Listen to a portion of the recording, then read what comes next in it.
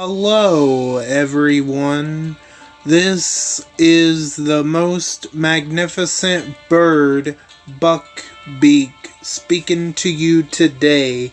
And in today's video, I'm back at it with another character review. And this character review is going to be on Gold Mythic Joe Exotic. I mean, Jobe, not Joe. But Jobe, but honestly, can you blame me for making that mistake? I mean, the character design was done intentionally. But, yeah. I forget what year it was, but I know Jobe was made some years ago as a S-Class toon, and ever since, people have been wanting the character to come back into the game in one way or another. And before we get started, I hope all of you are doing good and staying safe out there. I'm doing alright, and I'm staying safe for the most part. And I don't think we should waste any more time. I think we should go ahead and jump into the character review, shall we? Jobe, Road to Survival. His trait is fast, his role is support, and his allegiance is a member of the Road to Survival. Now let's take a look at his stats. His attack stat is 20,354. His defense 14,539, and his HP 23,262. Now let's take a look at his Adrenaline Rush. Focused Strike. The recharge rate is 66 AP, so that's normal for most gold mythics. This fighter and two teammates get focus and elusive for 2 turns. Make a critical attack against an enemy for 300% damage, plus 1 attack if the enemy has the crosshairs status effect. Well, I mean, I don't think this Adrenaline Rush is too bad. I think it's okay. And I think in certain situations that, you know, when Jobe and 2 other teammates get focus and elusive, especially focus, that could be really good. Like if you're coming up against a human shield team. Although I did just read, well no, I didn't read it, but I saw where they had recently made an update to Human Shield, so I really should have looked at that before I started this, but I'll look at it when I get done here. I just saw a post about it where they updated the Human Shield. I don't know if that's a good thing or a bad thing while I'm recording this, but assuming if the Human Shield still works the same way it's supposed to, then getting that focus is going to be able to bypass the shields, and in certain situations that could be really good. And elusive is always very good because that means the attacker that's attacking those toons cannot gain any AP, and that's also nice. And for 2 turns, I mean, that's not too bad. That's better than for 1 turn. And also he's going to make a critical attack against an enemy for 300% damage, plus potentially attacking another if the enemy has the crosshair status effect. That could be really good, honestly. The 300 though, that's actually not a whole lot of damage, but I guess it's better than nothing. But honestly, when this character was a promo, I just didn't personally see it worth pulling, see him being worth it to pull for personally, but I'd be interested if anybody did pull for Jobe. I wonder, did any of you get him? And if you have, how's he been working out for you so far? because I don't really see Jobe a whole lot, honestly. But, yeah, potentially that 300% damage plus attacking the enemy if they have the crosshair status effect. I mean, that potentially could be okay, but because he's doing 300% damage, I mean, it's kind of low, but it could have been lower. So I guess it's a decent adrenaline rush. It's okay. It definitely could have been better, I feel like, for him being a promo tune. I mean, he's not now, but I'm like so late on this. But I had stuff going on at the time, which I've already kind of, I've already explained. I had stuff going on. But yeah, I don't know. I think it's, his adrenaline rush, it's okay. It could have been worse, but it could have been better. So let's take a look at his signature move, Situational Awareness. The initial cooldown is turn 1, 2 turns for the cooldown, number of uses unlimited. If the target is in the front row, daze that enemy for 2 turns. If the target is in the center, remove all positive effects. Attack the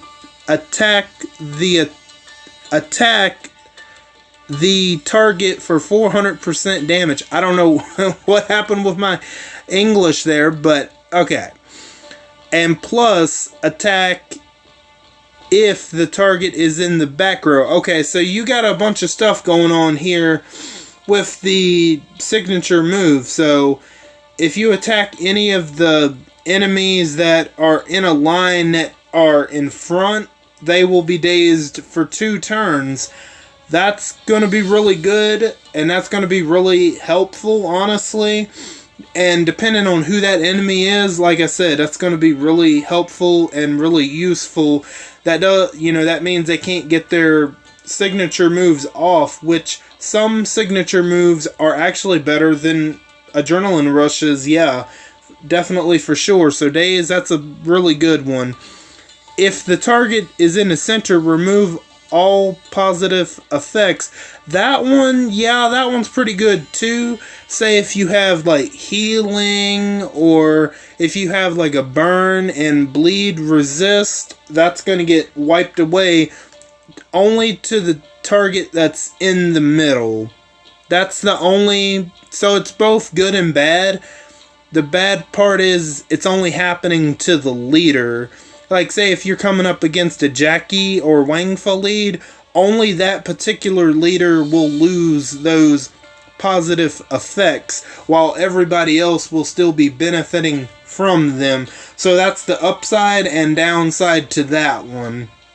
And then also attack the target for 400% damage plus 1 attack if the target is in the back row, which that's kind of interesting. His signature move is doing a little bit more damage than his adrenaline rush. That's what I'm saying. Some signature moves are better than adrenaline rushes, and in this case I actually do like the signature move a lot better than I do the adrenaline rush, just because you can have a couple of different things happening all at once, right? But you can't have the could you have the daze and the positive effects removed at the same time? Yeah, I guess you could. Yeah, you could. But, yeah, but honestly, I do like that signature move. Plus, he's doing a little bit more damage.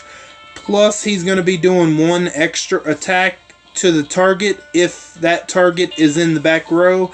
Yeah, I definitely like the signature move more. Now, let's take a look at Jobe's mythic abilities. Cunning. When attacking or being attacked, 30% less likely to trigger enemy weapon effects and walker effects. For support tunes, this is going to be really good to level up. No need to really talk about it all that much. Pretty much any support tunes, Cunning would be a good idea to go ahead and level up anyway. Road to Survival. All Road to Survival Allegiance teammates get 30% attack. Okay, so he is a leader, and we will get into that. And based off that mythic ability, it seems like they want you to build a road to survival team around him. And there are at least a couple road to survival team, tunes, I should say. There are definitely a couple of RTS tunes that I can think of right off the bat that would fit well, I think, with this leader. That would be Raven, Sandy, Nick, Jobe. That's a team right there. That's a team of 4. If you want to, if you want to have more of an attacking team, I think Jobe would be the way to go if you want to build that Pacific team. And then, let's see, who else? I know there's one more person. Isn't War Veteran Roxy an RTS Allegiance tune? I think so. So that wouldn't be, for road maps and stuff, that wouldn't be too bad, honestly. So if you are definitely thinking about leveling up, if you are planning on building a Road to Survival Allegiance team, that would be the way to go to get even more attack out of those tunes. Compounding success. When an enemy dies, 100% chance 2 other teammates get 50% attack for each dead enemy, including the one who died, for 2 turns. Okay, this one's pretty interesting, and this one isn't specifically based on Road to Survival, right? So whenever you kill an enemy, there's a 100% chance that 2 other teammates get 50% attack for each dead enemy, and then including the one that died. So if you have 3 enemies that died for whatever reason, if you had 3 enemies that got killed, that's 150% attack. Potentially, I wonder if that includes walkers as well. If that includes walkers and you're coming up against a walker roadmap that has 12 or 20 some, and you kill 5 of them, that's 250% attack, that could be really good, honestly. That is, if that includes walkers, because, walkers are technically enemies, but, it doesn't specifically say enemies and walkers, it just says enemies, right? So I'm just wondering if that is included with walkers. I have no idea. I don't have this guy, but I don't think that's a bad one, honestly. Target acquisition. At the start of each turn, 100% chance 2 random enemies get crosshairs for 2 turns. Ooh, okay. I actually kind of like that one, though. Potentially right at the start, you potentially could have 2 targets, 2 enemies taken out for good because of that crosshairs. Now, it kind of sucks, you can't pick where the crosshairs goes, but potentially that crosshairs could go on someone that could give you trouble, and if you can take them out within those 2 turns, you're pretty solid.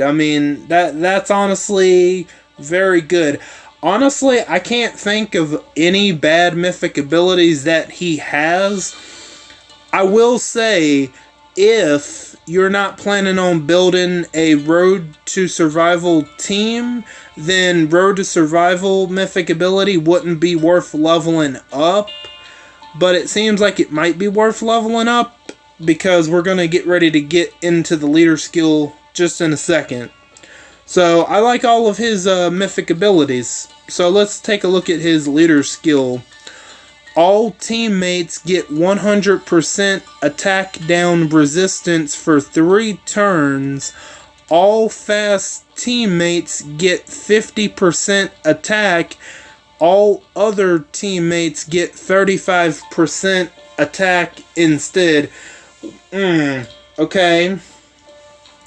Well, the attack down resistance for 3 turns, I don't have like a big issue with that, so I'm not sure how useful that is. I mean, that might be really useful to have that for some people, but see, this is where they should have made a change to the leader skill, okay? Instead of all fast teammates get 50% attack, they should have changed it to all road to survival teammates get the 50% attack, and then all other teammates get the 35. You could have kept the 35 instead of it being fast based only. I'm not a fan of that when they lock it down to a certain color set. But like, all they would have had to do is make that simple change from making it an all fast team to an all road to survival. Based off that one mythic ability, it led me to believe that, you know, part of the leader skill was going to involve road to survival, and honestly that would have been better than just locking it down to one color only. That kind of limits the potential of a team led by Joe, or whatever. They both look the same, right? They did that by, they definitely did that character design on purpose. But yeah, the 50% attack going to all fast teammates, I'm not a big fan of that. It would have been better if it would have just been locked down to all road to survival teammates getting that 50% attack. Honestly, then I would have been like, okay, it might be worth pulling for him. But yeah, looking at it, I remember now why. This is part of why I didn't want to pull for him. Because, like, the highest percentage of attack is, the highest percentage of attack is going to fast teammates and not road to survival. Which is kind of an odd choice, but I mean, still not a terrible leader skill, but there are way better leader skills, I feel like. Now let's take a look at his weapon. And he has a default weapon, so you can pretty much put whatever you want into his hands. I kind of do like his design a little bit. I'm not gonna lie. He's definitely... He must have raided a clothes store in the apocalypse. Or maybe he had all of that on when the apocalypse went down. Who knows? But, if I was that cat in his hand, I would run away. I honestly would. I'm not even joking. If I was that cat on his hand, I would find a way to escape and get away and fend for myself. But yeah, I don't have much else left to say. What are your thoughts on Gold Mythic Jobe? Have you already pulled for him? And if you did, how many copies of him did you get? And how's he working out for you? I'd be very interested to know. And whatever else your thoughts are on him, let me know down in the comments. I want to thank each and every one of you for stopping by and for your continued support. Or if you're new, welcome in for the first time. All of you are very awesome, and I thank you again. And don't forget to hit the bell and switch on all notifications so you know the second I upload to YouTube. I am Beak, and I'm gonna go fly away back to my nest. Until next time, bye guys.